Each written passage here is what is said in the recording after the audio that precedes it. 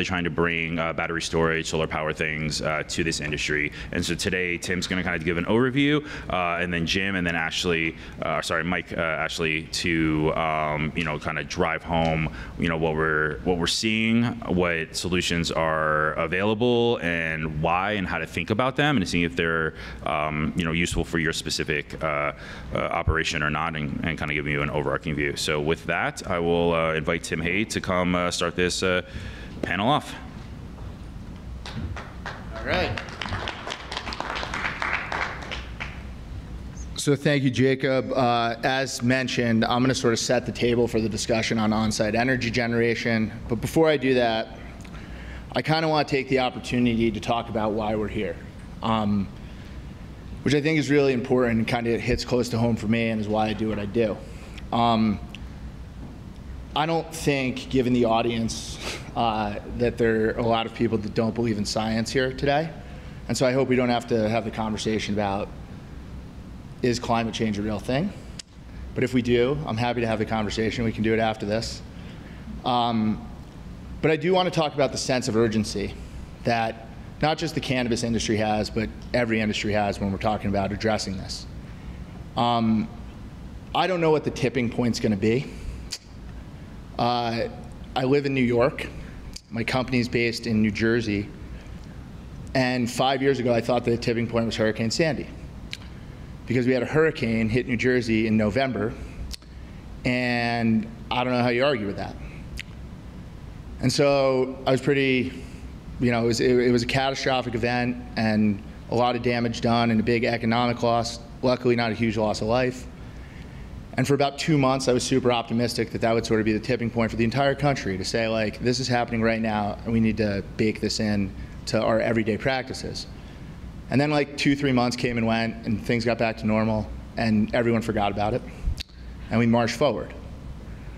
And so the next time I kind of felt like that was this August, when we had massive hurricanes, one after the other, hit American territories and American states, do a lot of damage and take a lot of lives. And the jury's still out on whether that's the tipping point, or maybe it's the wildfires in California that for the cannabis cultivation industry has been catastrophic, but for the people of Northern California has been catastrophic as well. And I don't know what that is. But I will say, and this is not specific to the cannabis industry, I spend pretty much all my time going and talking to people who own facilities and own businesses and talking about why sustainability matters. And I don't get a lot of arguments like, it doesn't matter, especially not in the cannabis industry, right? What I typically hear is like, we understand it's a big problem, we understand that we need to take measures to address it, but like, it's not really the priority right now because we got to do X and Y and Z. And so like, we're not going to really take this seriously right now, but like, it's on the future agenda. And so I think it's important to keep this in context, right? What we know is that the cannabis industry, as it continues to grow, is going to have a disproportionate impact on CO2 emissions in the United States. What we don't know is whether that's going to be a positive or a negative impact. Because on one hand, one of the reasons I like working with cannabis cultivators and with the cannabis industry in general is I think it's about more than money, right? I think people are generally in this space for the right reasons. And so if we can sort of come together and start taking this seriously and act with a sense of urgency, there's an opportunity not only to address this problem in the cannabis industry, but to really use the cannabis industry as a framework for how other industries that are more established can do this. Or we can go the other direction. And so I did say it's not all about money, but it's also about money. And so one of the other key drivers of decision making for cannabis cultivators should be that energy bills are a pretty big chunk of your total operating costs from a cultivator standpoint. We've seen the number all over the place, from as low as 10% to as high as 50% of total operating costs. But again, if we look at the facts, you didn't really have to worry about this if you were selling on the wholesale market at $2,500 a pound. But as states get more mature and you get closer to $1,500 or $1,000 or $800 or $600 or wherever it's going to go, cost management matters. So if you think about this in the grand scheme of things, right, everyone kind of agrees in the cannabis industry. I've talked to a lot of experts. I'm not an expert on the cannabis industry, but everyone I talk to kind of agrees that mass consolidation is going to happen, right? We're going to have a lot of entrants into the market, and then 10, 15, 20 years from now, depending on when the federal government comes to their senses, the number of companies is going to get smaller, and the people who really make a lot of money in this industry are going to be the people who survive and grow and expand. And so if 20 to 50% of your operating costs are energy, and you can develop a competitive advantage for yourself on the energy management side of things, it gives you the opportunity to be the low-cost producer in a market that is increasingly becoming commoditized. So, you know, in addition to the argument that it's the right thing to do from a global humanitarian standpoint, it's also the right thing to do for business reasons. Because you have to, and this is very much my view, if you're going to be one of those companies that's left standing in 10, 15, 20 years, you have to have sophisticated energy management practices. So at a high level, I think those are the two most important points that I can communicate today. And they don't necessarily have anything to do with on-site energy, but this is an urgent problem to deal with. And it's a very important financial problem to deal with. And so that's kind of the thing that we have to get to as a next step, is people who really take this seriously and step up and say, I'm going to stop talking about it, I'm going to stop putting it on the second page of my priority list, and I'm going to take action. And I think, you know, this is the group that's hopefully going to lead that charge. And so I'm excited to talk to you about on-site energy. So to begin with, I'm going to use a little more blunt language than everyone else, and I'm just going to say straight up, the cannabis industry has an energy problem. It's a problem. The cannabis industry uses way too much energy. For those who are inquiring about coffee and water, it is on its way. Coffee and water is on its way. Yes. Thank you. And so it's a problem. And I'm going to try to preempt some questions here. This isn't a problem just for indoor grows, right? So there's this sort of myth out there that, well, yeah, like the cannabis industry has a problem today because everyone grows indoors, but we're going to just transition to greenhouses and that fixes the problem. And not really, right? I mean, it changes the problem, but try to keep a glass house at 71 degrees in the middle of a Massachusetts winter, or try to keep it at 75% relative humidity in Massachusetts summer, and you find that you actually have an energy problem there as well. So there's an energy problem, and it's not easy to solve. There's no answer, right? It's going to take a lot of people and a lot of companies and a lot of different technologies coming together and working hard to figure this thing out. And part of what's happening is, I think what you're starting to see state governments and particularly utilities, especially in more progressive energy states like California and Massachusetts, who are really starting to understand this issue and realize how serious it is. So I was at a conference a few weeks ago where National Grid, which is the biggest utility in Massachusetts, was speaking, and the quote here is basically they were amazed, right? But I think it's a great quote because he compares cannabis cultivation facilities to data centers. And so if you want to know how to solve this problem, let's talk about data centers, because cannabis cultivation facilities are data centers with plants. And so here's the good news, right? The cannabis industry has an energy problem, but the problem is solvable.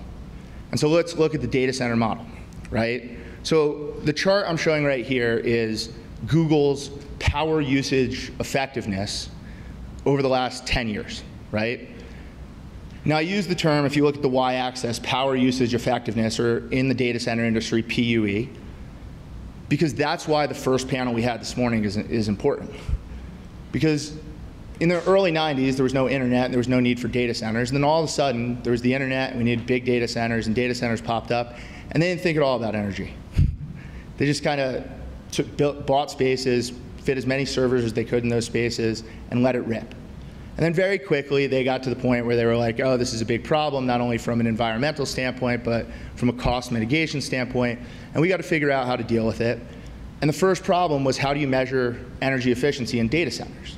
Do you measure it in terms of kilowatt hours per square foot? Do you measure it in terms of kilowatt hours per server? There's limits to both of those metrics. So the first step in fixing the data center energy problem was a bunch of companies got together and they said, we need to develop standards and metrics to figure out how to measure these problems so that we can sort of compare ourselves to each other and figure it out. So in short, that's why you have to support the guys who are up there talking on the first panel, because we can't solve any of these problems if we can't measure them. And we can't have honest conversations about them. And we don't know, if you're a cannabis cultivator, it's hard to know, like, are you good at energy efficiency or are you not good at energy efficiency relative to your peers? I've never met a cannabis cultivator who knows the answer to that question, because I don't think there is one.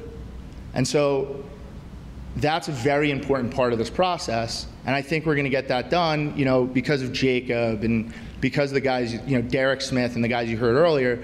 They're really taking the charge on this, but it's really, really important to support those guys, because the thing that the data center industry had that the cannabis industry does not have is government support.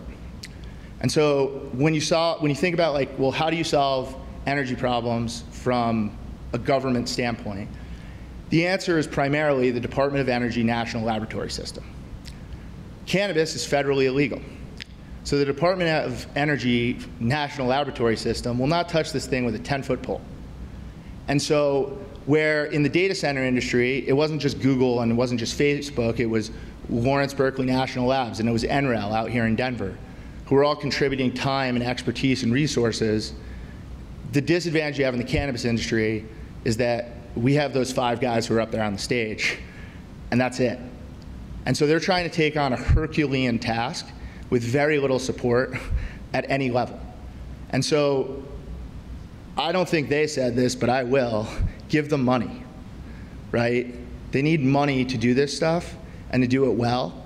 And while there have been certain organizations that have stepped up to the plate and written checks, there haven't been nearly enough, and the checks haven't been nearly large enough. And so if they're too polite to say it, I'm not, so give them money. All right, so now we're going to talk about on-site energy. So how do you solve this problem in the real world? Well, there's 2 answers, right? There's 2 ways to do it. The first one is the demand side, which means minimize the amount of electricity you use. And the second is the supply side, which means make cleaner and cheaper energy. And so on the demand side, you're talking about things like LEDs and HVAC and all that stuff, and that's outside the scope of what we're going to talk about today. What we're going to talk about today is the supply side, which is how do you make cleaner, cheaper kilowatt hours. To do that, I want to explain what the status quo is. And so this is how the grid works, right? And so you have a big central power plant or a generating station, right? That can be a number of different technologies: coal, natural gas, nuclear, hydro, solar, wind. They make electricity, they put it on the transmission system. The transmission system transmits power over long distances. Then you step that down onto what's called the distribution system, which is what delivers electricity to your place of business. And then you, the end user, buy kilowatt hours off that distribution system. The problem with this is that if we were going to reinvent this today, it wouldn't look anything like this, and the system is terribly inefficient. But it is what it is. And so the answer is, well, how do we get better about this? Now, problematically, Colorado is really bad, right? The way Colorado generates most of its electricity is coal and gas. Now, that's actually, this is headed in a positive direction because it used to be just coal. 3 years ago, it was coal and a little bit of gas. But as gas prices have gotten cheaper and the people of Colorado have gotten more interested in sustainability, we've seen a transition. And so now you're starting to see a nice mix in Colorado. But of all the states, all the 8 states to legalize cannabis for recreational use, a kilowatt hour in Colorado is the dirtiest kilowatt hour. And so that's something you, as Colorado cultivators, the Colorado industry, just has to understand. And unfortunately, there's no easy answers to this other than like write your congressman a lot of letters and go to public service commission meetings. But there's no simple answer to this. And that's not going to happen tomorrow. It's going to take years and years and years and years to get this in good shape. And so what are your other options? You have 2. One good thing about Colorado is that it's a leader in what's called community solar. So if you're in Excel territory, you can go on their website. You can essentially pay to buy a community solar garden or a piece of a community solar garden, which are solar panels that are off-site and you buy the kilowatt hours, and those are clean, and whether that makes sense from a economic standpoint kind of varies based on the rates that they're charging at the day. That's a good thing to explore, but it doesn't solve the problem. The only other option you have in a regulated utility market like Colorado is you make your own power. And that's where on-site energy comes in. And so instead of just buying all the kilowatt hours off the grid, you put technologies on site that make cleaner, cheaper, more resilient kilowatt hours. There's a bunch of technologies that you can evaluate in doing that process. It's not a simple discussion, but we're going to try to get that started today and give everyone a framework for thinking about this. And so with that, I'll turn it over to Jim Kelly, who's going to talk about CHP, and we'll go from there. Thank you very much.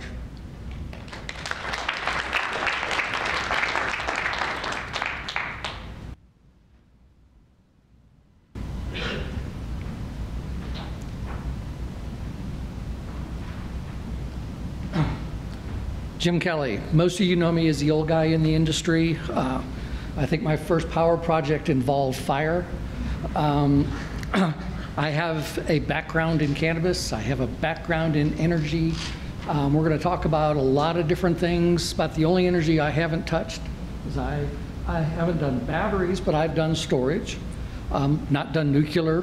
Nobody can afford a nuclear plant at their facility. But everything else I've touched because I've been in the clean energy business for a while. I think basically paying dues for all the dirty energy businesses I've been in.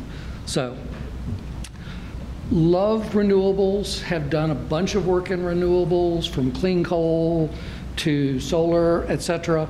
And we talk about, Tim talked about NREL and some of the resources available to the energy side.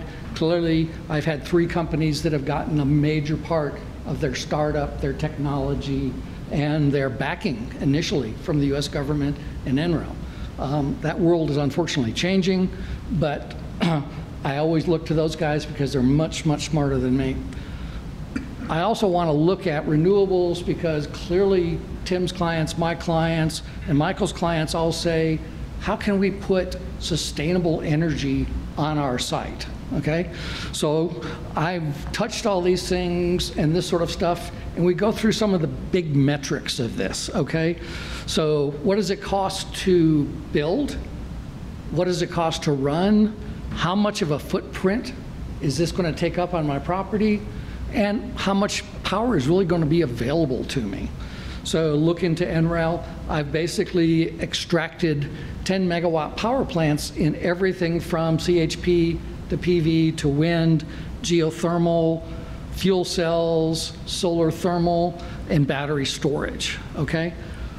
This is 2016 data. This data changes by the minute, okay? Battery technology is coming down dramatically, PV is coming down dramatically, wind is coming down slowly, and all the other technologies are basically moving around. Annual capacity factor, what does that mean? Is if I put this power plant on my site, how much of the day is it going to be producing energy for me, okay? The annual amount of electricity that it can provide is really driven by that capacity factor because each one of these is a 10 megawatt power plant, okay? Since I'm in combined heat and power, I also want to see how much heat I can get out of these systems. Footprint required goes from 5,000 feet for 10 megawatts of fuel cells to really almost 1.5 million square feet for solar PV all over the place. Each one has a different level of saving CO2, and that's a big part of what we're going to talk about today. And in the real world industry, levelized cost of electricity is that factor that counts up everything. Your capital, your ongoing, your maintenance, and what does this thing actually cost to run, okay? So we see that going from 6 cents to about 20 cents on the battery side, and batteries is very difficult because you don't know what you use to charge that battery, okay? So based on footprint and cost to produce, I've really focused on combined heat and power. Now, the levelized cost of power that goes across this is dramatically impacted by grants, benefits, tax breaks, rebates, and they're all over the board from every type of thing. And one of the biggest one has always been investment tax credits and production tax credits. Those come from the government. Given the government's view on renewable energy, I don't know that I would count on those going forward, okay? It's always been a big, big part of all of these projects. So what is combined heat and power, and how do you use it for cannabis? Tim had talked about it. It's reduced energy operating costs on site. Easiest thing to say, it's half the cost of grid power typically. Natural gas is cheap. You can lock up long-term natural gas contracts. You're going to get some levels of other benefits out of this situation. And the big thing is you've generated the power, and now we harvest the heat off that power. We use that heat to do heating, cooling, dehumidification, water treatment. It has a high level of environmental control because these systems are so big, you have to put computer systems above it. And so you're not only controlling the power, the environmental side, but you're controlling the fertigation side. So these are very, very locked down systems. And as I started putting these projects together, starting in 2014, I discovered that there really was a holistic impact of doing this together, okay? Part of that came from sequestration of CO2. It also came from generation of new water because you can harvest the water off the engines. You basically harvest the water off of all your dehumidification. And if you use thermal water treatment, you basically create ultra clean water on site. So what are the sustainable benefits? Let's talk about chilling, okay? Very, very big chunk of your grow cost, not only for indoors, but also for greenhouses. But in indoors especially, if you use thermal powered chilling, you are using 90% less electricity because all the power for the chillers comes from thermal forces. You take that waste heat, you do radiant floors, you do forced air, and so therefore you're not putting in a huge natural gas boiler. You're not putting in unit heaters in your room. You're basically cutting out a big part of those costs.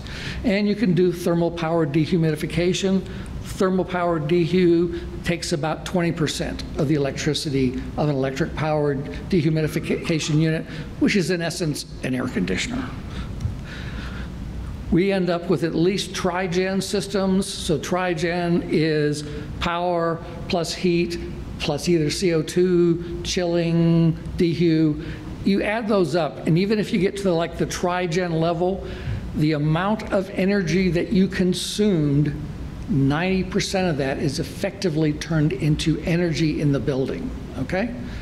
That's huge, okay? Power you buy from the grid is 38% effective. Natural gas burning on site is fairly, it's not as useful. So we're trying to get very, very efficient by putting all these pieces together and having one feed the other. Big impact. CO2 capture, greenhouse gases. So here in Colorado, a lot of coal-fired power. We've talked about it. And this is a facility that's 35,000 square feet. It's generating just under 7,000 tons of CO2, okay? Burning natural gas is about half that amount coming forward. And then you look to the offset side. So we run very, very efficient air handlers. We run dehu and heaters on waste heat, not new heat. And then we offset because we've captured the CO2 on site. What this ends up with, especially in California, is a near net zero CO2 or greenhouse gas footprint, which goes a long way to help your not only your project, the financing for your project, and your image with your customers. Additional sustainable benefits. We take that engine exhaust, and while we're doing our capture process for the CO2, we're also capturing H2O. because we're condensing the gases, we're cleaning up the gases, et cetera. And the easiest thing I always say to my customers, this thing is going to be very, very clean by the time this air comes into your greenhouse, indoor house, because I'm going to spend an awful lot of time in this facility. And, you know, that's what you have to do. So we also have a thermal water treatment process, which has a 95% yield versus a 35% first pass on RO. Much, much lower in electrical usage. Our dehu processes that you would get with a combined heat and power setup clearly recaptures water. Thermal dehu also filters pathogens by the way it's designed. The airflow in these rooms has to flow through a very ultra hot brine process, which is a lithium thing. Kills 95+% of all the pathogens in the facility while it's filtering out particulate, okay? And since all of these things are, majority of them are closed loop systems, we've basically done as much as we can to keep the bugs out and the fungus out. Let's not talk about taking care of it, okay? Let's not let it in, okay? Other things that aren't part of this particular system that you have to be thinking about from a sustainability standpoint are the way that you treat soils, the way you treat waters. All of those things add up dramatically into sustainability.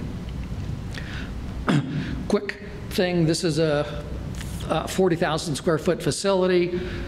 Combined heat and power processes cost normally about 2 times what the equivalent processes would cost, okay? That's the hard part for your customer to swallow at the very beginning, okay? But his operating cost side of the equation is 50 to 35% of the ongoing cost. Those equate to 3 years or less from a payback standpoint. And if you got the suit in the room, the suit loves that. You talk to the tech side of the thing, I'm going to give you the best environment, we're going to keep the bugs out, we're going to keep control of the humidity, the temperature, and the power, so you got the tech guys on your side. Still the hardest side to sell is the suit.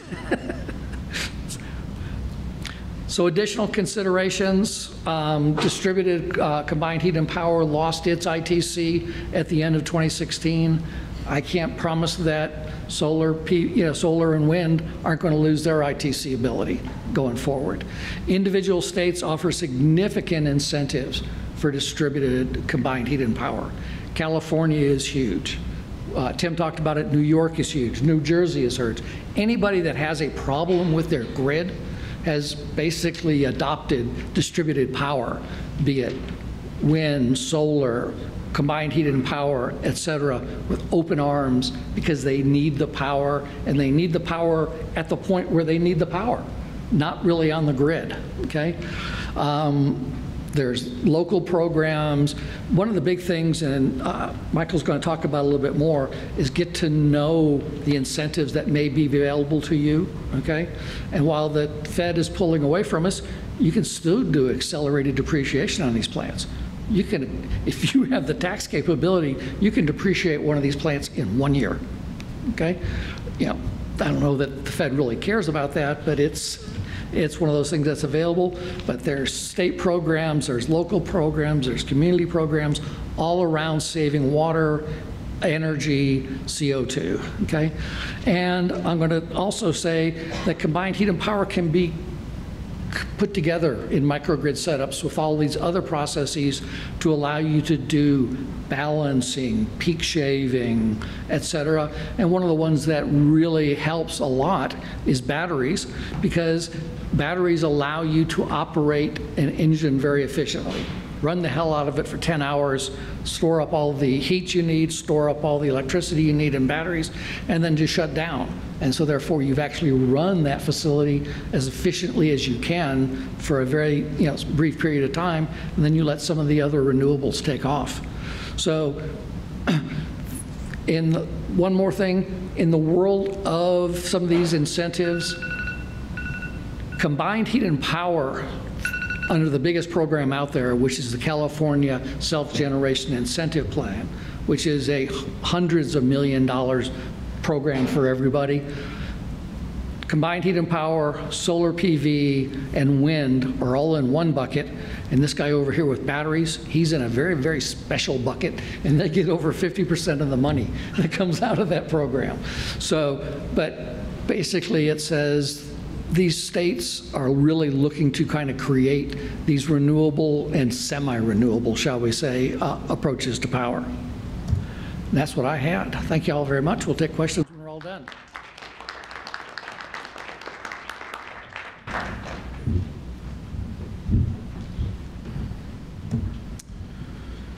Hi there, everybody.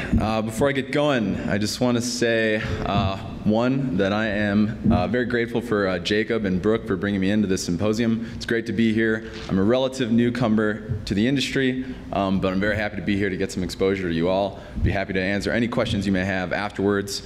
And with that, I will get going talking about solar generation and battery energy storage on site and how that can help you out. So I will quickly reiterate what Tim put very nicely to open with. And I will emphasize here that cannabis growers are really spending a great deal of money on energy. And as he put, it's really a significant percentage of overhead costs. And that's something we'd like to see change. And I encourage all growers out there, next time you see your energy bill, to really give it a close look to see what they're really charging you for and what's the most significant part of your energy bill. Because they can get you for a number of different things. First and foremost is just the number of kilowatt hours that you use. So that's a high number, they'll charge you usually a fixed rate for that. Beyond that, there's something called demand charges, which many of you may have heard of, but what a demand charge means is that you will be charged for the peak power used at any point during a month of service. And so they'll find that biggest load of power that you ever use throughout the month and charge you per kilowatt that is. And the reason that demand charges exist is because it costs more money for them to generate power during peak periods of power use across the grid. And the reason that is because they have to activate additional sites of energy generation when the grid is at its most stressed.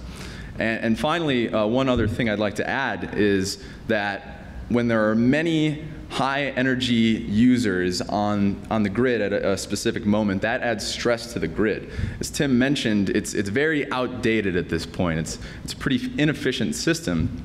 And so stress added actually is a big problem because not all distribution substations are equipped to handle very large loads coming through at any given time.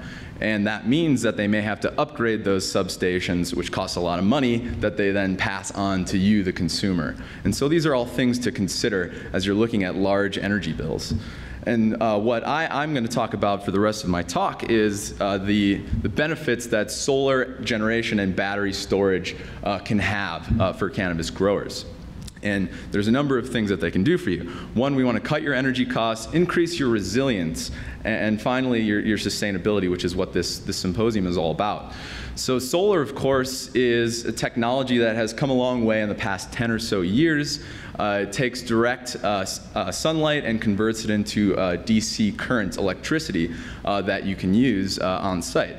And so solar's great. The cost has come down quite a bit. They're easy to get, and they're incentivized still.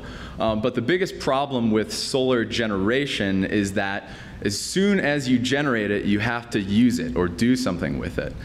You can't store it up for later when the sun isn't shining unless you have an energy storage mechanism like a battery. And so many people are, you're of course familiar with the batteries you use in your cell phones every day, for example, consumer electronics.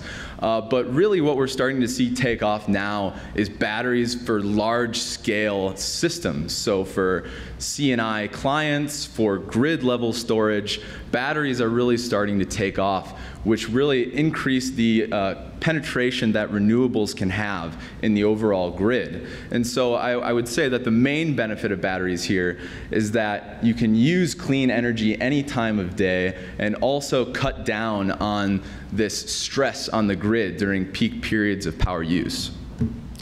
And so quickly, I'll get into solar. It's really taken off. I really love solar these days because over the past 7 years, the deployment of solar across the U.S. has gone up over 15-fold.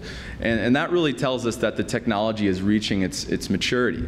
The main reason that it's become so popular now is, one, people now understand that solar is here and it's ready. It's ready for you to use. It's cheap because of streamlined manufacturing, economies of scale. Manufacturing processes have really improved recently. That means costs have reduced significantly. And what that means is that solar is reaching what they call grid parity in many places across the US. So now, in some places, but not all, solar energy is as cheap as energy from the grid, which is really the goal all along, is to make sure that solar is going to be cheaper at the end of the day for you to have. And we're really seeing that happen and take off across many places throughout the country. So if you're thinking about on-site solar generation, you have to think about where you're going to put these solar panels. There's a few options you have. Of course, rooftop if you got a sturdy roof. If you have land nearby, that can be very helpful. If you're in a less densely populated urban area, this can help. And one thing that people don't think about nearly as much, and was kind of the point of this slide, was to introduce the idea of solar carports. So it's kind of the last thing you usually think of. But if you have a parking lot, you can put that to use as well. And it also will keep people's cars cool, but I guess that's a secondary benefit. And there are, of course, some kind of rules of thumb about how much energy you can generate over a certain land area.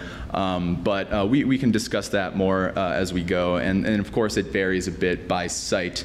But there are, of course, rules of thumb where you can try to figure out how much energy you can make, how much you can save directly on that energy bill.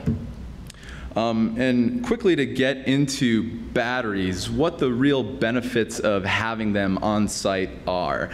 The main thing that I mentioned earlier is that it enables you to use a greater percentage of renewable energy. Because if you think about it, if you only have solar panels across the US, you're only going to be able to use solar energy when it's daytime.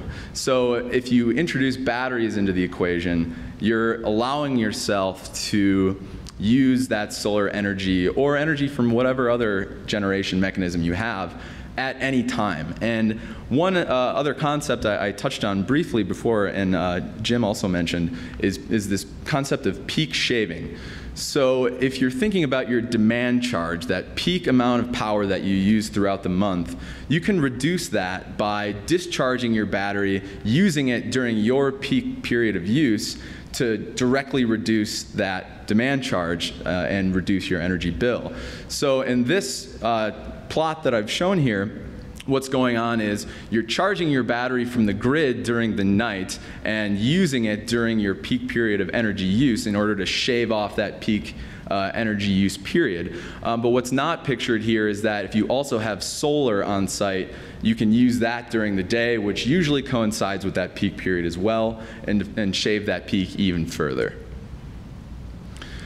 One other concept that I'll touch on here with batteries is that it's actually it doubles as a backup power source. And so I'm sure that some of the growers in the room know that, or know of somebody who has had a catastrophic power loss at their grow site. Loss of power can, if your lights, dehumidifiers, HVAC go out, that can be bad for your product at the end of the day. And batteries provide an alternative to backup generators, say diesel generators, that have these additional benefits that I've already mentioned. So if the grid loses power, you can disconnect and run by yourself. And if you buy a large enough battery, you can power your facility for over a day. Of course, specifics vary by person, so I won't spend too much time there. And unlike diesel generators, it's a relatively low maintenance system and does not require fuel. So you don't have to worry about being stocked on fuel.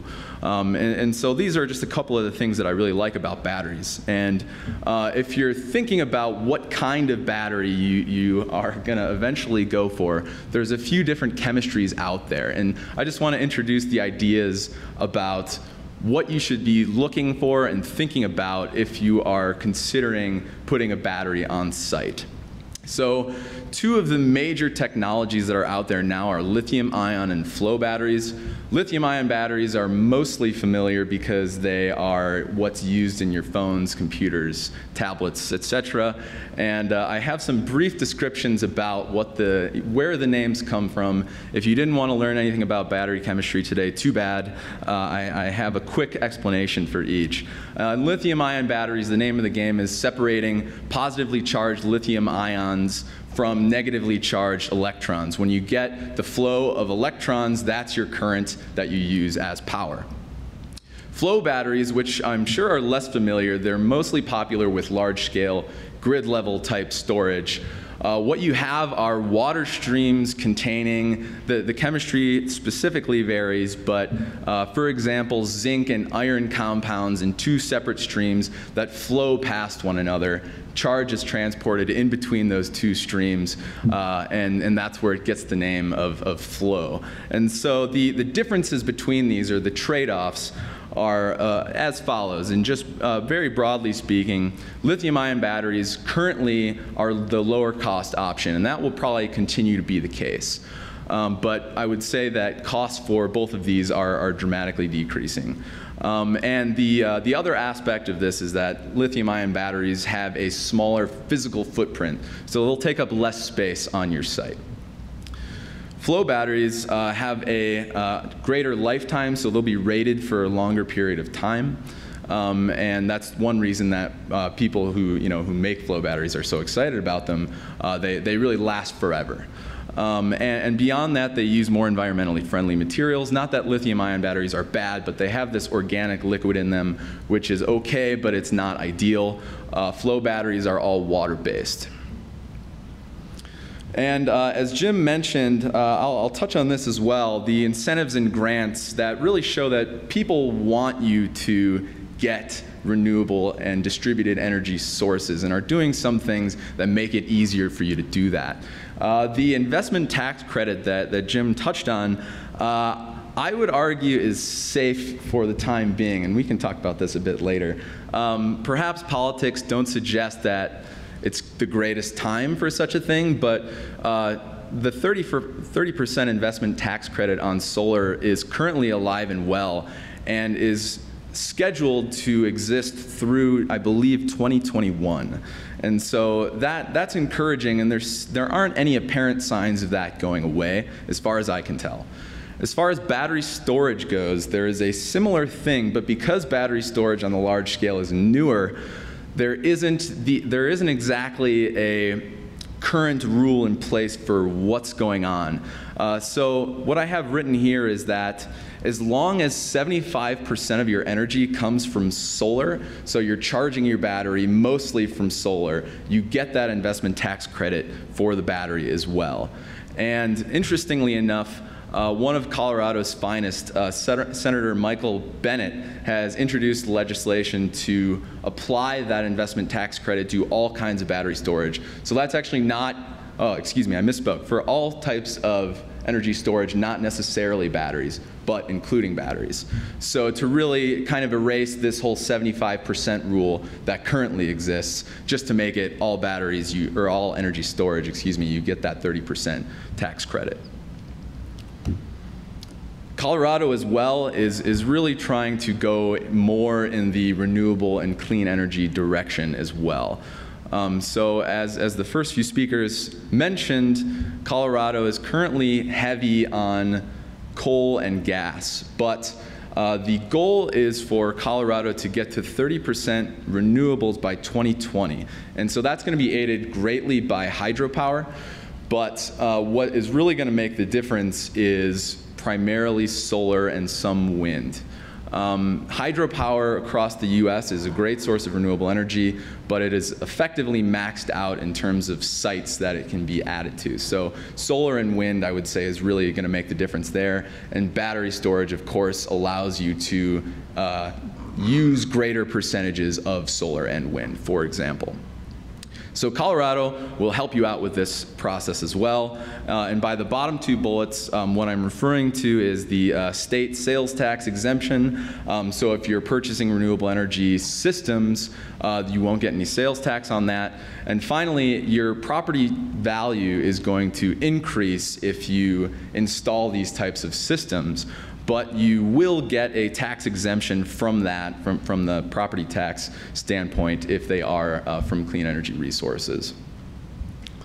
And finally, grants are one thing we can think about. These are always coming and going, but one thing that I have written here is that California recently has dedicated $44 million to the construction of C&I scale microgrids. So that's effectively what we're looking at here. Microgrids means different things to different people, but effectively we want distributed energy resources that can operate independently from the grid. So if you have solar or wind or CHP plus battery storage, for example, that would qualify for a microgrid. And so these are things that I'm sure any of us would be happy to dig into with anybody who's interested in this as well. And so I'll just offer some parting thoughts to finish up our session with, and then we'll get into Q&A. So we see on-site clean energy generation as an investment that pays for itself. So that's just beyond, you know, the environmental benefits, sustainability. It's really, I mean, this is something in the long haul, it really is going to pay for itself. And so federal and state governments, utilities, they all want renewables to increase their percentage of, you know, use from the grid. So they are making it easier for you. So they're offering investment tax credits, state rebates, other incentives. Utilities, I mentioned earlier, they don't want to be operating with a stressed grid that they have to use these very dirty peak energy plants in order to supply enough energy to everyone. They want all that to be reduced such that their grid isn't quite so stressed. And beyond that, this is kind of a long-term vision. We like the idea of distributed energy resources from the long-term perspective of cord cutting, which is a popular concept in cable now, but we think that cord cutting from the utility is a possibility in the future, where if you envision having large enough capacity energy generation on site, solar, CHP, wind, and mechanism of battery storage, you won't need the utility at all if you have large enough capacity. And one other thing, and this is, I think, going to be touched on throughout the symposium as kind of grown using clean energy, grown sustainably as a point of competitive differentiation in the marketplace. And so that's one other point that we like to think about as well. And so with that, we will open it up for Q&A. Yeah. Thank you very much.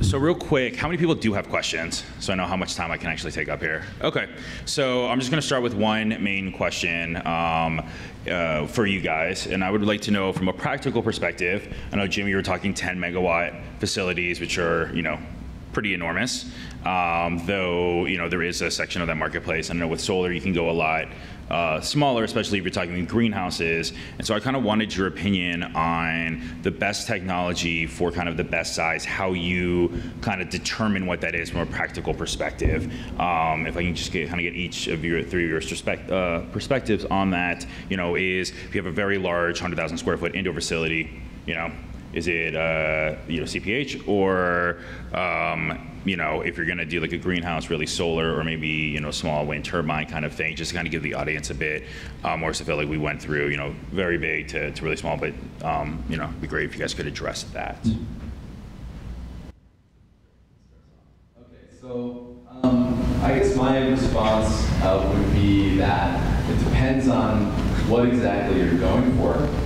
I would argue that probably for the very large scale indoor facilities, I would lean more towards CHP because if you want to power a significant portion of a very large operation with solar, for example, you're going to need a lot of land area for solar panels, and that's just the reality of the situation. But I think if you're operating at a smaller, if you have a smaller operation, in, say, a greenhouse, where you can really cut out a big percentage of your energy use by on-site generation, I think that's where solar plus storage has its advantage. When determining, when determining the size of the energy that you're going to need for a cut, what are you looking at? 10% over what your peak demand is, 20%, is there like a bit of overcapacity you need to build in as well? So once again, that's up to the end user, I would say, depending on how much money you want to spend on the resources versus how much money you want to cut from your bill. And so it's really, what are you looking at for payback period, what interests you there, how much of your operation do you want to be covered by renewable sources. I guess I'm shying away from specifics just because there's going to be a lot of variability in what the end user wants and what kind of sites there are, how much room there is for different things. But I think there is a good solution for everybody. Yeah, we have to do specifics every day, so I can get into it. Big thing is, I'm also going to put in a plug. Jacob and I are on the Cannabis Cultivation Committee for NCIA, so it's a great time for you guys to consider moving into the NCIA. Great organization, huge lobbying effort, etc. But we're also putting together tools around growing, but we're laying out some of the best methods, best metrics, etc. for you as a grower. And so we're trying to put a lot of that in there. In that, basically, we say indoor, depending on where you're trying to go, you need to be at about 20,000 square feet. In the greenhouse, you really need to start off at about 100,000 square feet. And we never view renewables as your full load, okay? It gets too expensive, guys. So we always try to design to basically the standard loads, your base load is the word that we use, and then actually put in a small level above that base load. But I have some facilities that have 3 megawatt base loads, but they have peaks in the 10, 11, 12 megawatt range. You can't afford a system that big.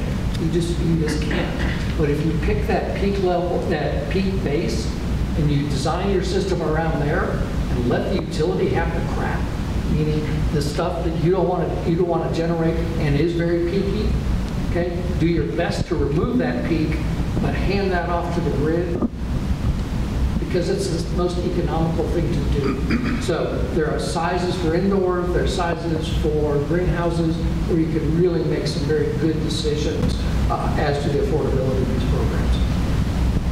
So I would just add to that, they're both right, it depends. General rule of thumb is, what I think is, if you look at your utility bill, your peak demand is going to come up in kilowatts. If it's above 500 kilowatts, then it's some combination of solar storage and CHP is the answer to the question. If it's below 500 kilowatts, it's solar and storage. Questions? You guys want to step up to the microphone so we can all hear it and it gets recorded for security? Hi, thanks for the panel. This is Bob Gunn from Seattle. Federal taxes are a challenge for marijuana growers. We refer to it as 280E tax code. It doesn't let you take the standard deductions, et cetera. I don't want to ask for tax advice, so I'll ask a specific question. Does anyone on the panel know of a marijuana grower who has successfully benefited from that 30% investment tax credit, either directly or otherwise? The answer is yes.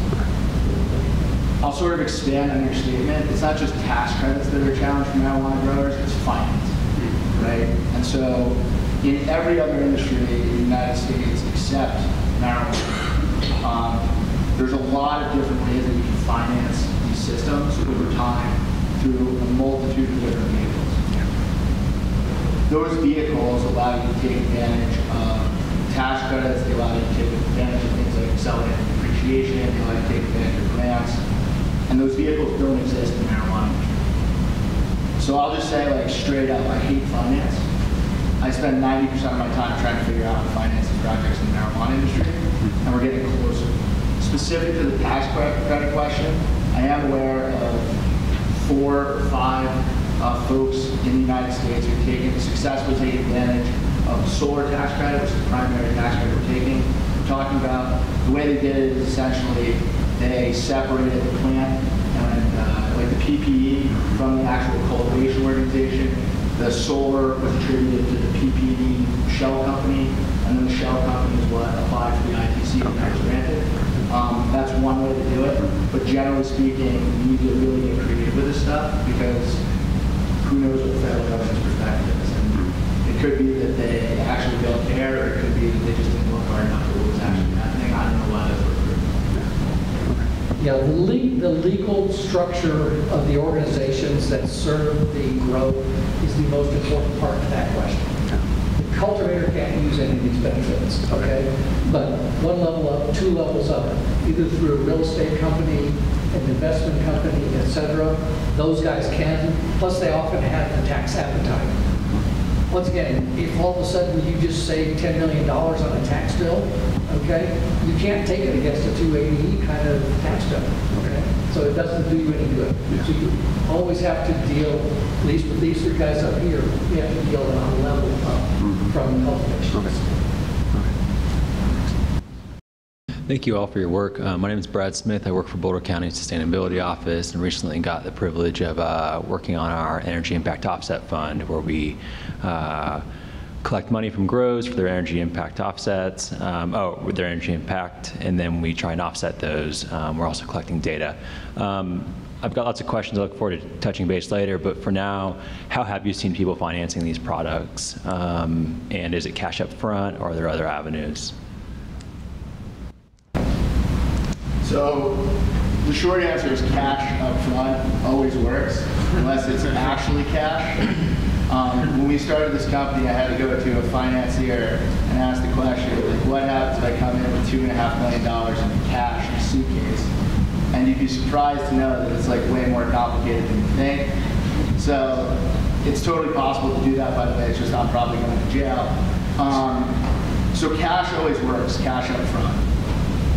That's not always a super attractive option for people because the systems we're talking about, especially if you go over 500 kW, you talk about multi-million-dollar projects.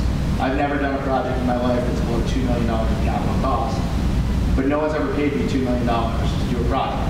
And the reason for that is you have structures like sale leasebacks and PPAs and ESAs and all this sort of stuff that happens in the finance industry. So where we're at right now is we have about a dozen financiers that we've been working with who their answer is not no. We're working through our first finance projects right now, and it's super complicated. And the reason is essentially that all these financiers have models that risk assess the transaction, and they can't figure out how to risk assess the federal government disconnect with state government policy. And so I think we're going to get there in the next 6 months, and it's our view that once we get there, then that'll sort of open floodgates, we hope. But right now, there hasn't been a financed on-site energy project like this in the United States, to my knowledge, for a cannabis cultivator. It's doable. It's just like a lot of work, and you got to figure it out. Cool. Thank you. Yeah, there are, well, there's one.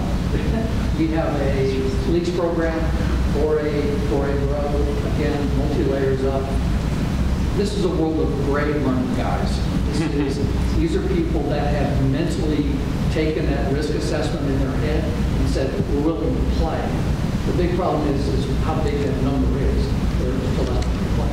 We're working on 2 very, very unique financing opportunities right this minute. And if they work, you'll hear about them. And, you know, everybody up here will benefit from those. Let's just see if they happen, okay? But they're very, very difficult. They don't happen quickly. And once again, cash really works. Okay? But we also now have some equipment vendors that are willing to take on some of that risk themselves. Okay? And those are some relatively forward-thinking equipment vendors.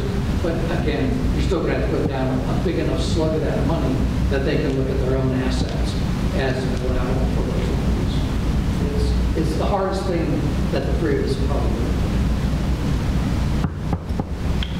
Hey, how's it going, guys? My name is Saul. I'm from the Bay Area, San Francisco, and I'm a builder by trade.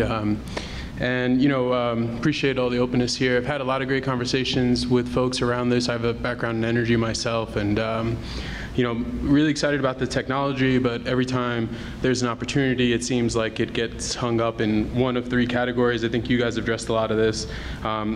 Physical constraints, is it possible? Do we have the space kind of thing? Obviously, financing constraints. Can we finance it? Is it even worth the cost? I think the third piece of it that I've been really curious about is the interconnection process. So will we even be allowed to do this? What does the utility company have to say with that? I'm kind of even more interested in that than the local municipality. So just curious your take on that, challenges there, maybe just experience that you guys have had. I would appreciate it. Yeah, I can answer some of that. Sure. I can get this thing to work. So I actually just came back from an energy conference in California, in San Francisco, talking with a lot of utilities, and they're very proactive. We're talking, Con Edison down in, Southern California, all the way up to PG&E up in, Northern California, are very proactive because they're extremely nervous because no one's really modeled out how much energy all of this industry can do, and they're concerned about brownouts, really, and all of that. But there's a big disconnect between city planning, zoning, and utilities. Like I just found out at that conference at I think it's Aviendo, which is outside, it's kind of near where Coachella is. They sold like 500 permits there. They don't have any energy. The utility company there is actually building out a new substation. So the city will have 2 substations. It's a 4-year process. They're kind of cramming in 18 months. But all of their consumers, I don't know if they know about that, how it's been talked, and so they're very big on incentivizing and pushing on-site energy generation, especially because the way California laws are put is technically as of right now, generators are going to be banned. That is going to change. What I also found out is, the energy requirements, the energy offsets of 43%, and if you like that list is going to change. Essentially what they realized they did is they took the 2050 rules and applied it for next year. So it's just kind of impossible financially and all that to get to that. But that is what's coming down the pipeline. And part of that is on-site energy offset, energy generation with clean technology. And they are talking about incentivizing that. And that's one way of doing it, because it'll be a California state incentive program that either one utility or a bunch of utilities will come together doing through, I think, the California Public Utility Commission. And so it doesn't have to, the stance on the federal government doesn't necessarily matter. Cool. And PG&E, from what I understand, is very good at navigating that because they're doing a lot of incentives already, and they just have to prove that the money they're using is coming from California clients and nothing dealing with the Department of Energy, because they kind of get all of that. So I know that politically it's a very big thing. It's just finding right partners and siting it in the right places. All right, so I'll just expand on that. So that was very comprehensive on California, and everything you said is correct.